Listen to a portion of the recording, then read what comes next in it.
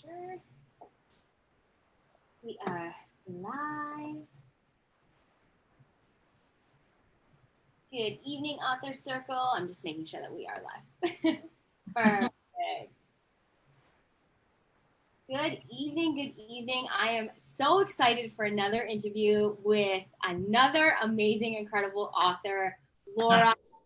And she is also, not only has she written one book, not two, but three. She's writing her fourth, and I'm really excited to dive into all things about your book.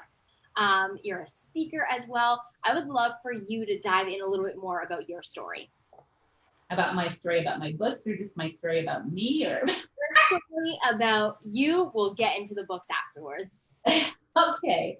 Well, I grew up on a farm in South Dakota. I'm a big animal lover, as you know. I call myself a recovering claims examiner because I was in the workers' compensation field for many years.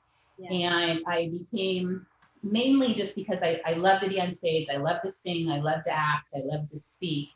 And I had found myself really wanting to bring music and singing back into my life again when I was introduced to this fantastic voice teacher named Linda Bryce, who's the founder of the Transformational Voice System.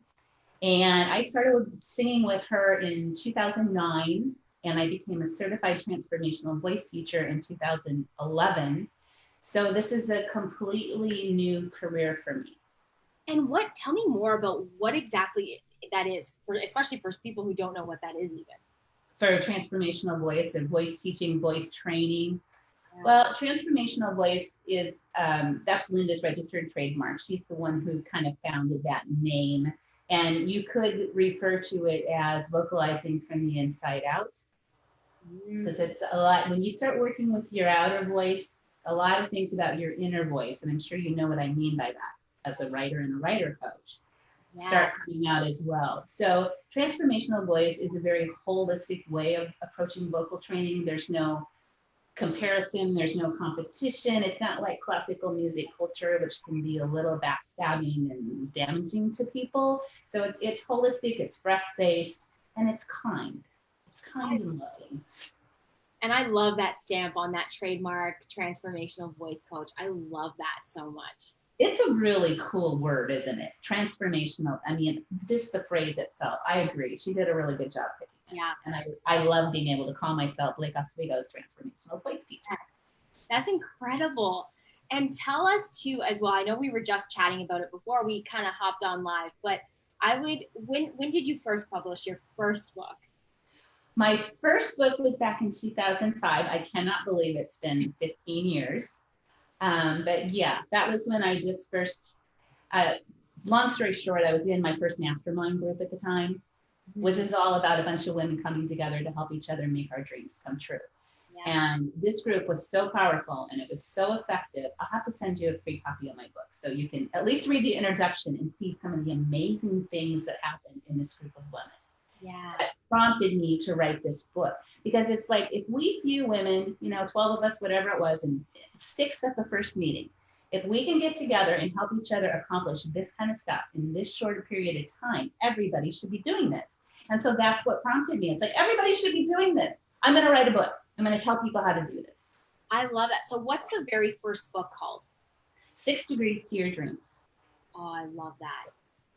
I love it. Yes. I'm so glad that you have them there too. Beautiful. Yeah.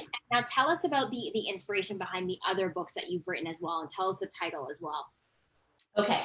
Well, the first one again, 6 Degrees to Your Dreams, and that was about the mastermind group and the process you can make to get together with other people to bring these vague dreams into a plan and into reality. The next one is basically because I love to cook. And people have been asking me over the years, are you ever going to write a cookbook?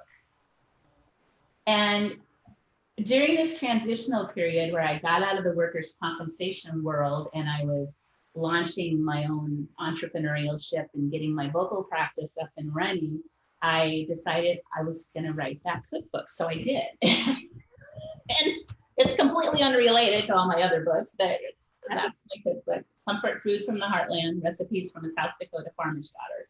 Because I grew up in a family of really great cooks.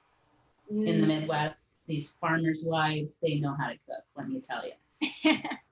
And it's great you were able to, like, you get to pass that on to people too, right? Like, Yeah. I love, to be honest, I'm not a great cook, but I can follow recipes. So if I have recipes, I'm good. Yeah, it was so much fun. It was really just a labor of love. I didn't even, it's like if I ever recover my investment, I'll be happy. You know what I mean? Yeah. But I know this photographer and she had never done food photography. So I just said, would you like to try it? And she said, sure. So it was this total learning curve of, coming up with some of these photos was challenging to say the least. I mean, I'll just open up to a couple of pages. So it was just fun. It was fun, and it's got a lot of good recipes in it, and some of them are kind of like, passed down from generation to generation. So That's amazing. And then tell us about the third book.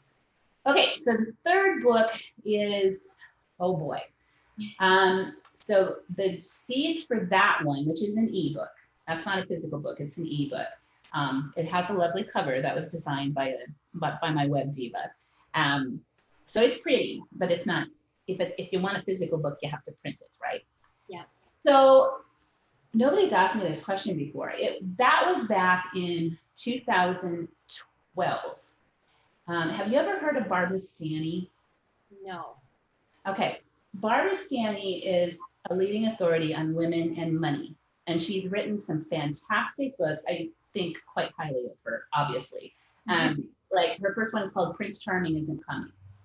Wow. Ooh. And I mean, she's got a really powerful story of her own, kind of being born into a wealthy family and then having an ex-husband who lost it for her and having to start over from scratch. Wow. So she knows what she's talking about. She's been through the process. So she was having a sacred success retreat in SeaTac up by Seattle, Washington. And I was sitting there in this workshop one day where I got this inspiration that I was going to write about the tenets of authenticity, which, believe it or not, it does relate to the authentic voice. Yep. That inner voice we're talking about. So I was told, like this inspiration came over me. You're going to write a book about tenets of authenticity.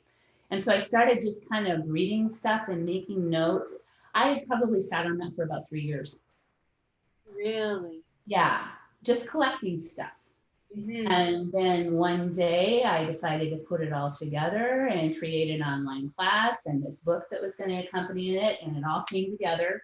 And I had started the vocal training by that point. So there are pieces of, authentic performance, because I've taught some acting classes. There are pieces of transformational voice in it, but I wasn't actually a teacher yet, as far as I recall. I don't remember exactly when I published that one, to be honest.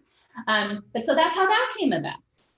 I love that. And there's so many things that are going through my brain too at the same time. I'm very curious about how has the writing process been different for each book, if you can kind of recall. Oh gosh. Yeah, I can recall actually. So the first one, I had this writing workshop that I hosted by a professional editor named Elizabeth Lyons. She, at that time, I don't know where she is now. She might still be in Eugene, Oregon. And she wrote this fabulous book. And this is before the age of digital printing so much, right? I mean, back then it was more physical books, not so much was done via email. And it's called Nonfiction Book Proposals Anybody Can Write. And so I had read her book and was kind of rabid about this whole book proposal thing. So I sat down and wrote an entire formal book proposal to submit to big publishing houses before I ultimately decided to go ahead and publish it myself through iUniverse, we didn't have options like this back then. Yeah. So, I mean, that was quite a process. I went through the whole proposal. I did everything you were supposed to do. And then ultimately I went, I'm just going to publish it myself anyway. And iUniverse had this great deal. So I went with them. Wow. So that was a much more formal process. Mm-hmm. The cookbook was just fun. I went down to my local printer guy. He's the guy that does all my business cards, my flyers, my sign that I stick out in front of my house. He does all that stuff. I'm like, you want to do a cookbook? He's like, sure. So we collaborated on the cookbook. That was fun. And then the ebook, that was more like just it's only 23 pages. Mm-hmm. So it's not a long book. And it was more just creating an outline and then sitting down and writing a draft. And I happened to have a friend who is a fantastic poet. I mean, she is wonderful, and she edited it for me. And I mean, I think I took her out for lunch or something, in exchange for her editing that book for me. And she did a really, really good job. That's So, amazing. And you know what, I love too, because the thing is like some of the books that come out of us can be a labor of love, just like the cookbook, right? Like it doesn't, there's so many different opportunities that we have now, and I'm really happy that you're highlighting on, the difference between back then and now. Like now we just have so much available to us to be able yeah, to go out and publish. yeah, it makes it, I mean, it really does make it a lot easier. But on the other hand, it's almost a little bit more overwhelming because you've got so many options. I mean, like I was saying before you went live, I never knew there was like people like you, that a writer coach.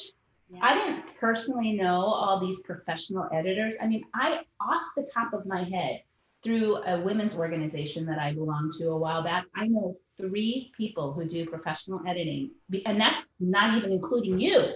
Yeah. And it's wow, oh my God, because everybody's writing their book now. Yeah. Speakers all want to have their books, right? Yeah. So wow, what a new world. It's And I cool. love your perspective. I would love to hear your perspective on that, and how a book can it help your speaking career? How does it add to it as a bonus? Well, you know what? And let's kind of go into my 4th book now a little bit, because guess who inspired me to start that book? I'm looking at her on my computer screen right now. So you come to Kwesi's Spectacular Speakers Club. I hear you talking about how you can take a book and turn it into a class. You can you can take parts of it and put it into your speeches. I mean, there's so much you can do with a book that is based on your area of expertise. So here I've written these 3 books. I'm a voice teacher. That's how I make my living. I've never written a book on vocal technique. Yeah. So it's like, oh, you bet. So I started interviewing right after I heard you speak. I'm like, okay, that's it. I'm going to start interviewing my students. I talked to 5 of them the next week. And it's like, if I'm going to do this book, what would you like to see in the book? If I'm going to do this online class, what would you like to see in the class? Would you like a voice lab that you can come to on Saturdays and drop in on Zoom? And so I got all this amazing feedback that is going to directly support different areas of my vocal practice, but it's all in the book. So if people just want to read the book, which is really, as a vocalist, this isn't going to do you a whole lot of good. You have to use your voice to figure out how to use your voice. You can't just read about it and your vocal folds are all of a sudden going to know what to do. Yeah. It's a very experiential process, right? But sure, it's going to support, I think, lots of different avenues. So it's really exciting. And I love that so much, that you really took that, because I feel like that's something that not a lot of people do. People don't really, when it comes to their book, they're not spending enough time on the planning or the, we kind of write books from what we think people should be reading. And sometimes that works completely fine with, especially if we are writing about our personal stories. Like it's our story. It is what it is. But when we're writing about something we're trying to be an expert in a field, it's really important to get other people's feedback, because you never know. And so I really love that you harness that and you just ran with it. And you are like, how far into the book are you? Are you already writing or still doing? Okay, so where I'm at now is I believe it's going to have 7 chapters. Okay. And so I completed 4 of the 7, just a rough first draft. And I did get a professional editor this time that I'm, paying to help me. Yeah. And she came back with some really powerful stuff. So before I finish the next 3, I'm going to go back and revamp, the beginning that I've already done based on her suggestions, and then let it kind of unfold from there. So that I really got my work cut out for me. It's a very unusual book. For sure. But you know what? All the work that you put into that right now is just going to it's going to better the vocal, the business. It's going to, the online coaching program, if you create something like that with videos, like you're doing a lot of the work right now, but then it becomes a lot easier, because it's just kind of like pulling from that. And yes. That's what I love so much about what a book can do.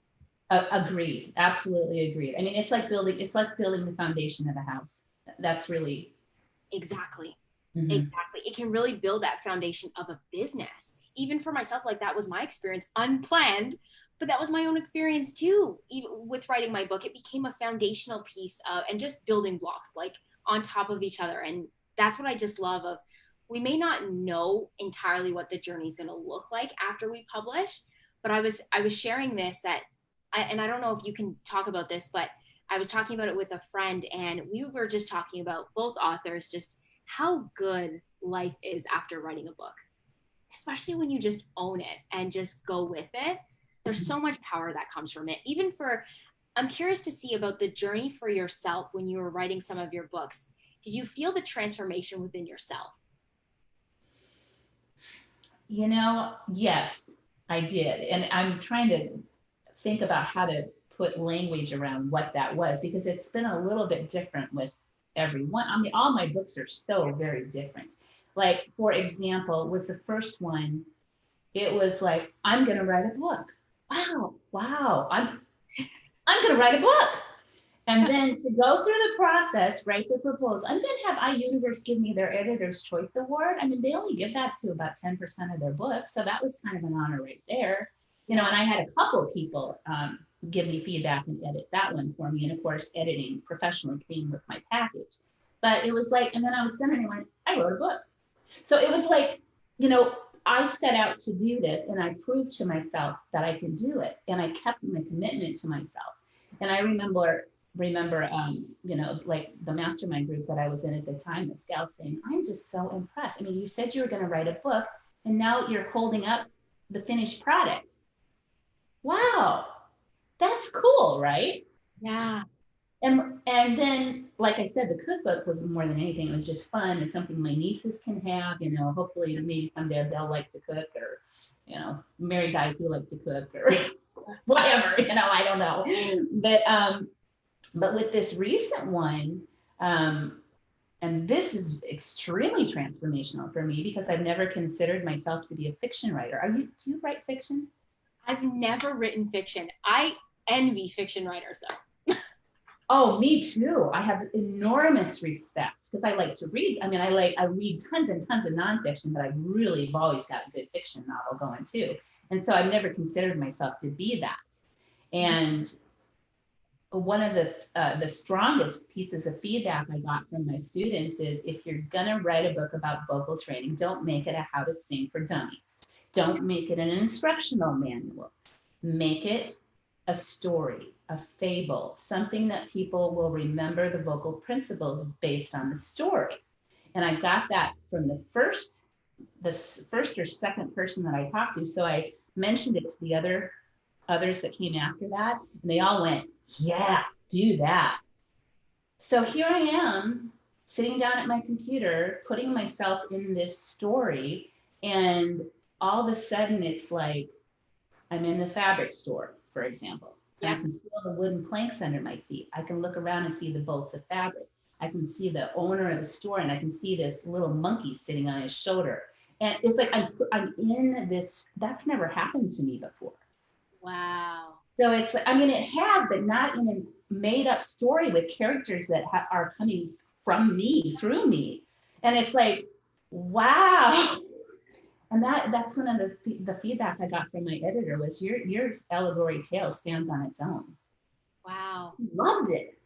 That's amazing. I'm so excited to read this when it's done, because even just the little snippets that you've been sharing, I'm like, wow, this is amazing. And I didn't even know that you were doing it as a fiction story, and that's where part of me, I was like, wait, I thought she was writing about the vocal, and then I was like, it's both. It's a very unusual book. I'm really curious to see how it comes out in the end. I mean, I've really got my work cut out for me after getting those editing comments back, but let me tell you what, it's going to be fun. Yeah, and you know what? Sometimes it's about that journey too, right? The journey is so important as well. That's it's something new. It's different. And I really do. I like that your students gave you that feedback, because I think it's going to really, like, for people who are reading this book, to especially people who want to learn about vocals, they'll really remember that. Yeah. They will. I love that so much. Who knew, right? I didn't know this is what I was going to be writing. I love that too as well, just about trusting the journey as well. What would you say has been some of the challenges that you've had with any of your books? If there's anything that really stands out. I tend to be pretty good about making a commitment to myself and keeping it. But even for someone who's pretty good about that in general, it's still, I mean, you've got to set aside time to do it. Yeah. You have to. I mean, and it's that consistency and that promise to yourself, that commitment, because we have busy lives. Yeah. You know, so just keeping to it, especially, you know, sometimes you sit down and you are blank. Who hasn't experienced writer's block, right? Mm-hmm. So, you know what, when that happens, go outside, take a walk, do something different, go wash your car. I mean, go pet your cat, you know, whatever the case may be. But when inspiration doesn't come, just set it aside, let it go. But I find that nature really helps. I mean, I know you like writing outside by water, right? So that helps. What else? I mean, the expense. I mean, there are people, you know, Elizabeth Gilbert got a nice little advance. I don't remember what it was, $30,000 or something like that to write Eat, Pray, Love. Yeah. Most of it don't. It's, you know, most of us just don't have that opportunity. So you've got to look around, find yourself a budget, decide how you're going to put this together and not let that dissuade you. Right? So that's a little bit of a challenge. Editing is a challenge. There's a lot about it that's challenging. I mean, because you've really got to know your reader, as you said in that class that you gave. You've got to know your reader and give them. I mean, yes, it's very personal and it's coming through you. But if you're not putting yourself in the eyes of your reader, you're doing everybody a disservice and you're wasting a whole lot of time. Because how many people have created classes or written books that is what they want to say, and then they sit on the shelves and no one ever buys. Exactly. So there's a balance there. Yes. You know, this is what's coming through me. This is my knowledge base. This is what I have to share. But how are my readers best going to absorb this information, and how can I make it most intriguing and interesting and palpable and all that, for them? You have added so many great things there. Number one, from starting about the commitment, I think that is truly number one, is putting that level of commitment, right? Like making that promise to yourself that your book, if you choose to decide that your book is important to you, and every single person in this group has clearly at one point wanted to write a book, that's a part of them, right? So, and it's just about a matter of making that those little sacrifices and making that promise to ourselves. And I'm really glad that you highlighted that, and also the fact of how important of our audience is, because you're not going to read your book every day. You're not. It's right. For other people. You're putting it out. Why? For other people. So you might as well write something that they're going to enjoy. Yeah, and that it's like you said, again, going back to the foundation, and research is a part of that. Research is a part of that foundation. It would never have occurred to me to make this book a story, a fable, a myth. That wouldn't have occurred to me. And because one of my students said it, and then all the others nodded their head and went, yeah, do that, it's going to be a far better book. And boy, has that stretched me as a writer. Yeah. I actually just had this download of an idea in my own head, and I'm inspired by you. Yay! I love this. I can't wait. I'm wanting to write a book about like storytelling, because I feel like there's just something that's so powerful, and it's really been such a big journey for myself. Like, and this is why I feel like I just really love what you're about as well, because we talk about this inner voice and how it kind of, there's something about the outer voice, but there's something very important about the inner voice too, and having those come together. And that's been a big part of my journey. And I think I'm going to challenge myself and put that to use, and maybe it'll be a fiction. Go for it, girl. Go for it. I love it. I love it. So on the flip side, talking about challenges, what have been some of the successes that you've had from your book? Some of those great celebration moments. When you get a royalty check in the mail, that's fun. Yes. I mean, even if it's only for $2.14 or something, it's like, wow, somebody out there is buying this book I published 15 years ago. Yeah. What's that about? Yeah. Just 2 weeks ago, I had someone make a review. It's a gal that I traded books with.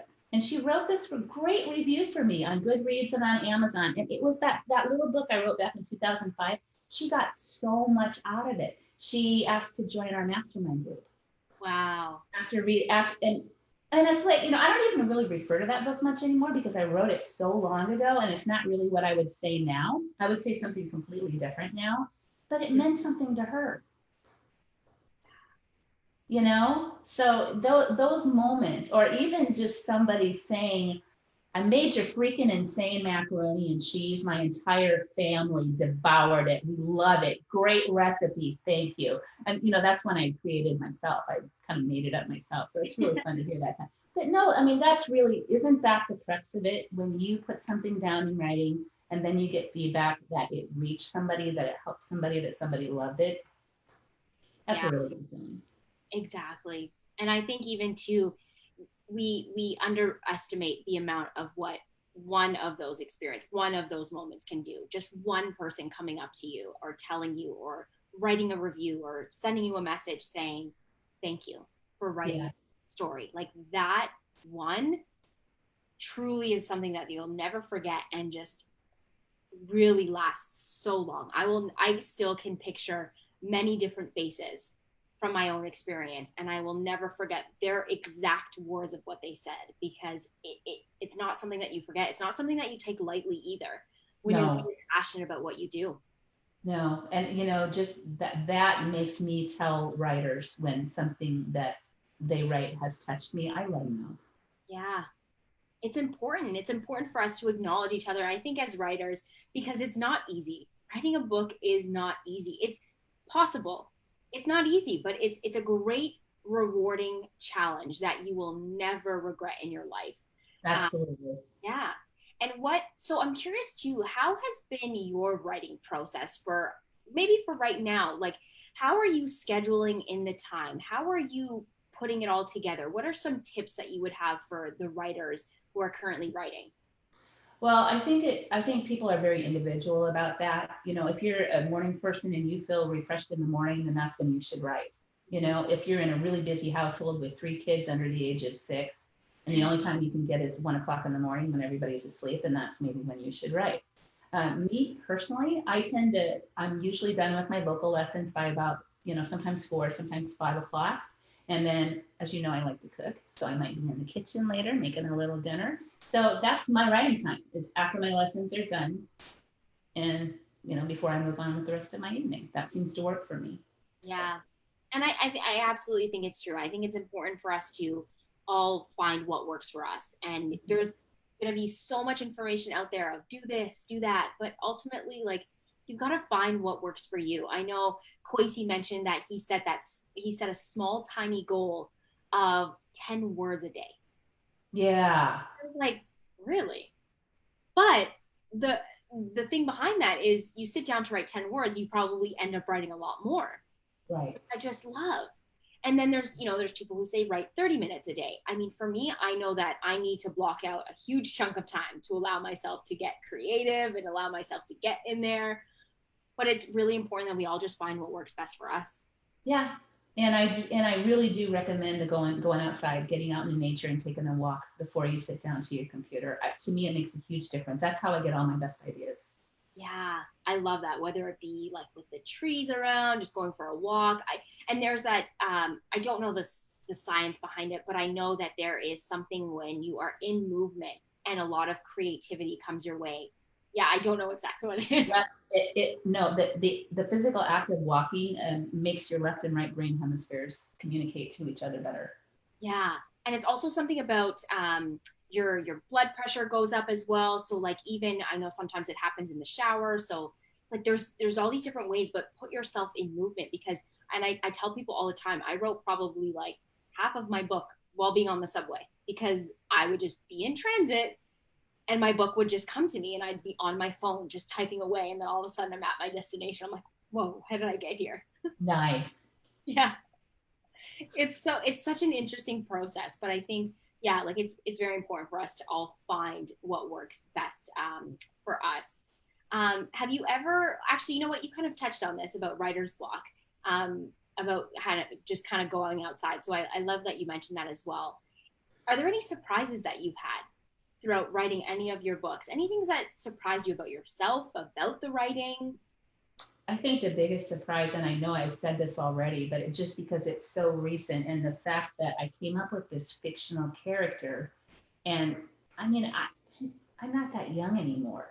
I've been writing my whole life. I mean, I started my first diary when I was like in fifth grade. But to sit down and have something completely different flowing out of you, I mean, that is surprising. But you know what? Every book is a little bit surprising. It really is. I mean, it's just like you said, allowing yourself to take the journey and see where it leads you and watch it unfold. Those 10 tenets of authenticity. Who knew where that was going to come from? I've gotten some amazing feedback on that little ebook. Yeah, I love that. It's always a surprise. Everything, it's always a surprise if you just commit to that creative process and allow yourself to get an idea and to act on it. Oftentimes it's going to take you somewhere you didn't know you were going to go. Yeah. But those surprises are fun.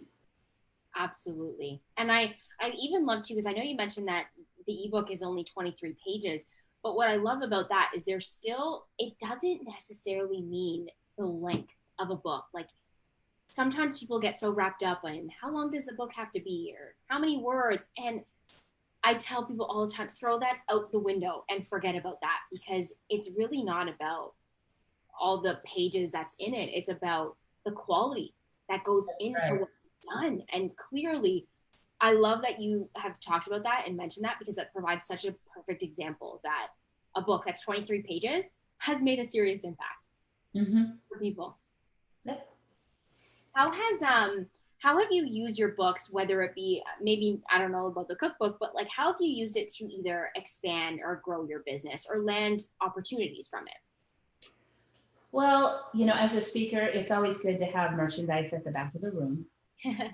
I mean, it's a good thing. You can get sales that way, and but also I've heard people say that your book sometimes is just an expensive calling card. It's an expensive business card Yeah. because you can give the book to people to help them, and if they like what they read, like the gal who just read 6 Degrees, wrote me a beautiful review, and then asked if she could become a part of our mastermind group. Well, that was a direct result of 6 Degrees to Your Dreams. I wouldn't have known that was going to happen. Yeah. The cookbook, again, just more fun. That's awesome. This next book, who knows? Who knows what the possibilities might be? I don't know yet.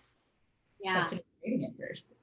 But I really like that you touch on that as well, because that's, especially if people who possibly want to start a business or something that is, even if it's a side hustle, whatever it is, but you never know just like the one thing that a book can do. And I always say, how cool would it be if you, as a speaker, if you go out to a speaking event and someone just really connects with you, really resonates, and they get to take you home in their back pocket because you Right. have a book, Exactly. and then it's just leading people to those next steps. So it's important, as well as all the authors that are in this group, that as you're planning your book, think about what those next steps could be. Where could you take these people? Right, Mm-hmm. for yourself, like you can lead them into your training, into what you do, into your business. Yep. And so it's so important for us to figure out, and just even if we don't know all the steps, we don't need to know all the steps, but just plant some seeds in your mind and think about maybe this could go here, Mm-hmm. and then the opportunities will just grow. So just getting into some fun questions though, where is your favorite place to write? I do all of my writing in my home office. I know that's boring, but that's where I do it. I have had times where I've taken my laptop and gone to a coffee shop, but this one, of course, I started in the middle of COVID, so I'm not going anywhere. Everything is being done in the home office. But, seriously, yeah, that's where I write. I love it. Mm-hmm. And what was the first memory that you realized your story could make a difference? It's in the introduction of 6 Degrees to Your Dreams, because I told you that Oh my gosh. I mean, the things that happened in that group were almost eerie sometimes. Like I'll just give you one example. It's kind of a two-pronged example, but so I decided this was, I mean, 15 years ago, back when Oprah Winfrey had never even thought of starting her own network, but she had her own network show on one of the three major television stations, right? And so our group had been together for a while and these wonderful things were happening. And I said, we need to make a videotape before DVDs that, we need to make a videotape and send it to Oprah Winfrey because everybody should be doing what we're doing in this group because it works. Right about the same time I was going, and I'm going to write a book about it too, that I think we should send this videotape to Oprah Winfrey. So we decided we were going to do that. One of our members happened to have her own cable network show at the time on CCTV in Salem, Oregon, and she invited us to come on and she interviewed us on TV. Well, after I announced my big idea of sending this videotape to Oprah and several others jumped on board and said, let's do it now, let's get together and start the wheels going. And, we were already going to do this, right? Well, there was this woman who had moved into Salem and she was living at the YMCA at the time. Flat broke, staying at the Y. On the TV in the lobby of the YMCA comes this program interviewing our group. And she wrote down all the information and said, I'm going to their next meeting. And she just walked in and showed up. None of us knew who she was, but she'd seen the show on CCTV and she heard about the video to Oprah. Turns out she's a professional camera operator and has all the equipment. And a woman that she had just met at the Y was a professional film editor. Wow. So within one meeting, we had our crew to create the videotape and send it to Oprah. So the months later, the video is being edited. It's New Year's Eve. My friend Ginger, that I hadn't seen in like 4 years, came and spent the night over New Year's. And I was showing her my new website and I told her about the video to Oprah. And she goes, well, that's interesting. I know someone that just got hired by Harpo Productions as a field whatever. I don't remember what her name was. She knew someone that Oprah had just hired. What? That's the kind of stuff that happened in that group. And so not only did I have my film crew show up within 2 weeks after saying I wanted this dream to happen, I had a personal introduction to someone who worked for Oprah and was able to tell me the day that the pitch had been made to the top executives of Harpo Productions. That was like the universe saying, yes, tell people. And I still think to this day, we would have been on Oprah's show if 9/11 hadn't happened, because this was right before the Twin Towers were flown into. And as soon as that happened, she stopped talking about live your dream and she started talking about other stuff on her show. So that was right during that time frame. But so when stuff like that starts to happen, you kind of say to yourself, yeah, I think my story might make a difference and might maybe inspire a few people. So I think maybe I should probably write this book. Absolutely. And I'm so glad that you did. Me too. Glad that you've never stopped either. Because I think as writers, like, even though sometimes we might not plan like it's just one book, but the things that happen afterwards, especially if you go on to continue writing and you do some things, even if it's a couple years later, you'll be so impressed by how you grow as a writer. Mm-hmm. And it's just something that we can practice and we can just continue to get better at it. And find new things to write and new things to write about and different ways in which to express whatever it is that you want to write. I mean, I'll probably never stop. I don't know that I'll ever publish another book, but it wouldn't surprise me if I did. Yeah. And in the meantime, blogs, newsletters. I mean, it's just part of who I am. Exactly. And what has been your favorite book and why? You mean my favorite book as a reader? As a reader, yes. Oh, I could not possibly pick one, but I can tell you who some of my favorite writers are. Okay. So like I just mentioned, Eat, Pray, Love. Elizabeth Gilbert is one of my favorite writers. So Eat, Pray, Love is probably one of my favorite books. Anne Lamott is amazing. I love her. Anything I've ever read that she's written, she's fantastic. Martha Beck. Martha Beck is an amazing writer. Have you read any of her stuff? I haven't. Check it out. I mean, even her, I don't know if it was her first book. It was one of the first ones I read of hers, Expecting Adam. Okay. But she's these are all, these people I just mentioned are all very inspirational. So those are more nonfiction related. Fiction writers, there are so many, I wouldn't even know where to start, but because I interviewed her once, Anne Hood is one of my favorite fiction writers. If you've never read her stuff, read her stuff. It's good. Great. I kind of consider her a friend because we're friends on Facebook, and she let me interview her via email, and I wrote a little thing about her, you know, so that, oh, so many fiction writers. I'm just going to leave it there because I can go on and on and on. So many good ones. And what is what's something that you wish you knew before you wrote your book?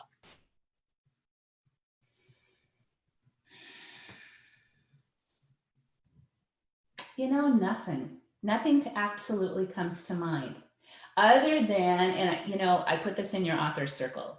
Just know that sometimes for beginning writers, just recovering your investment is a deal.